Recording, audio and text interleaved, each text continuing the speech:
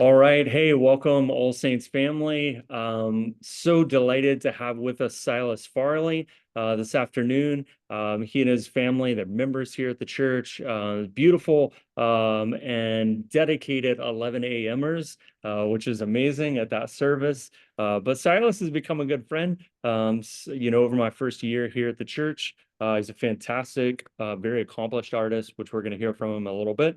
But we have an event that we'll kind of also tell you about that's happening on Friday, October 18th. The information's on our website, and we'll want you to register ahead of time because space is kind of limited in the upstairs adult ed flex space. So without further ado, Silas, thank you so much for taking some time out of your busy calendar. Why don't you just start by, telling us a little bit about who you are as an artist, Mhm. and how you moved from New York City to Dallas, kind of what brought you here. Thank you so much, Guy. It's a pleasure to be here with you and to get to share this message with our church community at All Saints.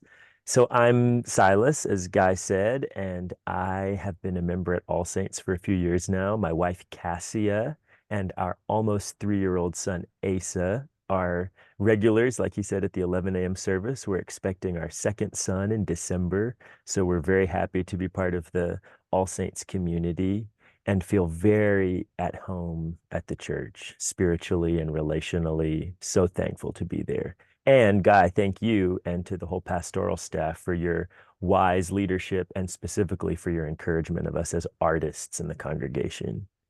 And as Guy said, I have had the great privilege of being a ballet artist my whole life. I grew up in Charlotte, North Carolina, where I received my early dance training. I then went on and danced professionally with the New York City Ballet, which was a dream come true. That's where I wanted to work from when I was a little boy training in ballet. So I tell people that I'm like someone who wanted to be an astronaut, and I actually got to go to the moon for 8 years dancing with New York City Ballet and really stepping into the pages of the history books that I had read as a kid growing up in North Carolina and working in an institution that really is at the forefront of the evolution of the art of ballet. And so it Mm. was a great joy to work there. And around the time of the pandemic, not actually because of the pandemic, I had already decided that I felt ready to transition out of my time as a performer in New York City Ballet to pursue more growth in my other interests of teaching and choreography and scholarly work around the evolution of ballet.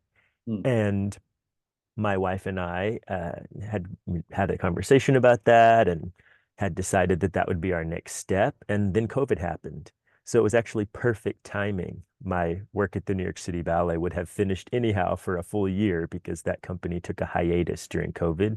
But I Mm. had already planned to finish performing, and it was God's good timing. And we came down to Dallas, where my wife is from. And we at first stayed with her parents, and we're just kind of thinking through our next steps and through some amazing connections with a particular family, Bill and Liz Armstrong, we were able to start a new life here in Dallas and with me as the Armstrong Artist in Residence in ballet at Southern Methodist University. So many thanks to Bill and to Liz. I first met Liz because she was on the board of the ballet school where I trained in New York. And she and Bill had met at SMU, and they have been such wonderful, generous supporters of SMU ever since.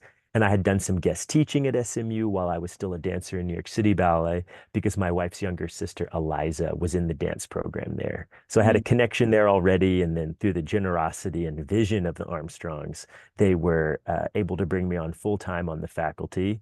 And I was there for a year in 2020. And then I had the honor of serving as the Dean of Dance out at the Colburn School in Los Angeles for 2 years. And I learned so much there.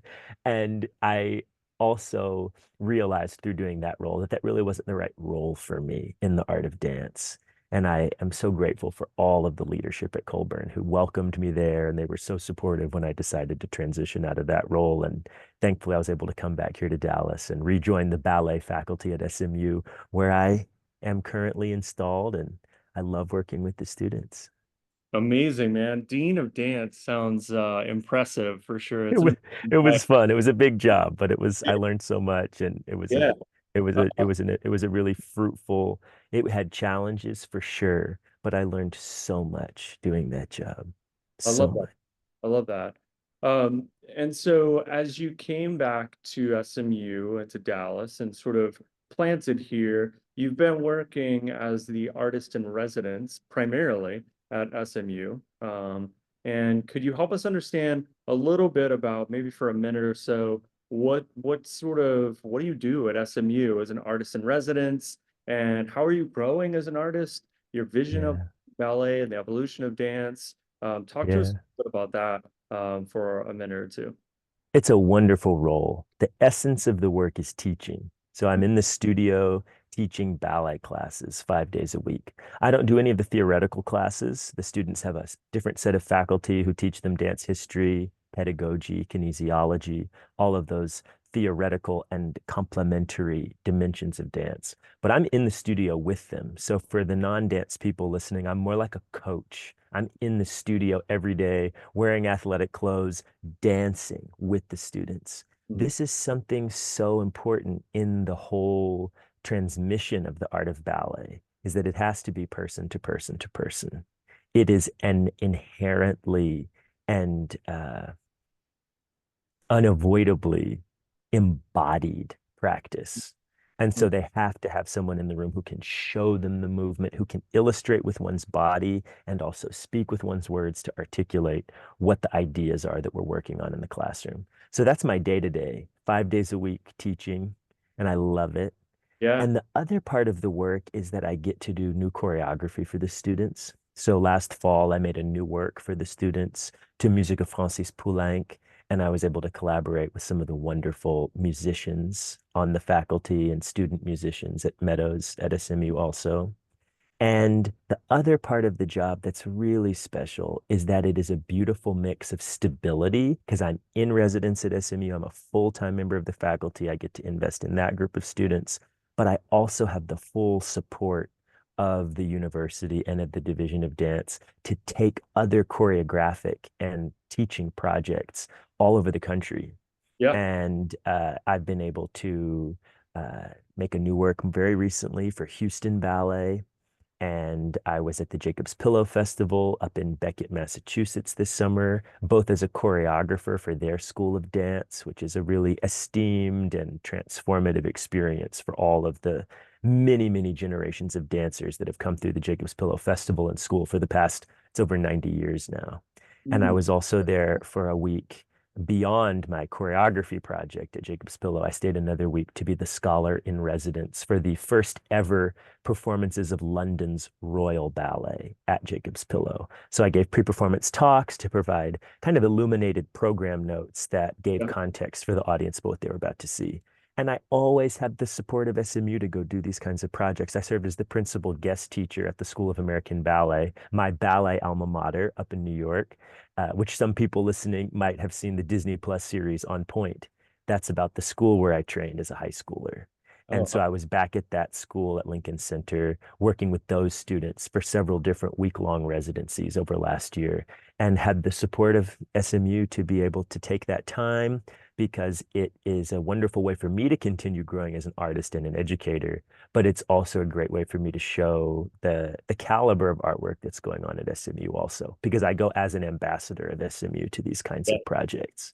So it's a sweet gig. I I love love it. that, man. I love that. I mean, in a sense, SMU sort of acts like the patron that sort of sends you out and allows you to continue to create and even call forth creativity in the students that are under your teaching Absolutely. and your coaching, which is Absolutely. like this beautiful line that Shakespeare has of like, as the imagination bodies forth, Yes. things, which I see that. And so Yes. use that as a transition point and just kind of closing just our chat here real quick. Tell us a little bit about what we can expect on the 18th. We'll be upstairs on a Friday evening. Yeah. Tell us like just a real quickly, just give us a glimpse into what the program, an embodied presentation that's going to follow the contours of a theology of embodiment.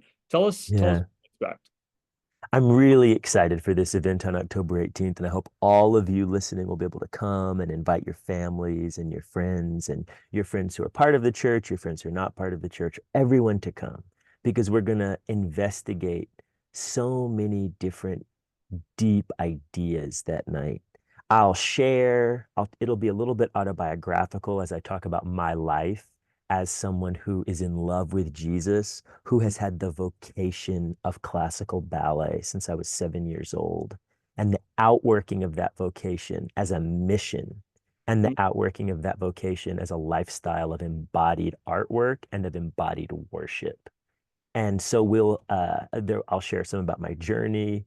I'll dance. I'm actually going to Oh, perform, if you want to use that word. I'm going to dance for the first time in front of an audience since 2020. So that's exciting. yeah. And I'll share quite a few pieces of my choreography. Several will be danced live. I'm going to dance. Several of my dear friends from the community of dancers here in Dallas are coming to dance. I'm going to do a solo that I choreographed to the old spiritual Guide My Feet, Lord, which Mm. then served as the seed of a larger project that I did in New York at the Met Museum back in 2019. And I'll be joined by two wonderful grad student opera singers from SMU who are going to come sing.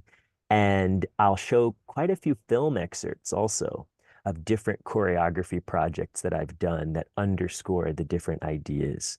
But if there's one leading verse that's in my heart and mind to unpack with everybody that night, it's Romans 12:1 that says, "Therefore, brothers and sisters, in view of God's mercy, offer your bodies as a living sacrifice, Mm. holy and pleasing to God. This is your true and proper worship." And so we're going to look at dance as a God oriented vocation. We're going to look at dance as an embodied form of worship. And we'll look at several of the different choreography projects that I've done, almost all of which have been done in secular artistic institutions, as a form of joyful witness also. I love And so that. we'll cover all of those different aspects and have opportunity to converse as a group and have question and answer. And for people who don't know anything about the gospel or don't know anything about God or don't know anything about ballet, it will be a wonderful introduction to all of those things and all of those great realities in one night. I love that, man. I love that. Such an interwovenness and holistic sort of approach into who you are. Like there's a tremendous honesty about who you are, Mm, artist, and like a lack of bifurcation and mm. artist and Christian. It's just all of it is All one. embodied in Silas Farley, which I love that. So, Thank you, hey, Guy. well, reminder, friends, October 18th, 6:30 p.m. Here at the church, 901 South Irvay. Make sure you sign up ahead of time to reserve a spot. We'll have drinks and we'll have good fellowship and we'll have good art on display as well as good conversation as a whole. So, Silas, thanks so much for taking a few minutes, man. And we look forward to the 18th for sure. Thank you, Guy. Thank All you, right. everyone.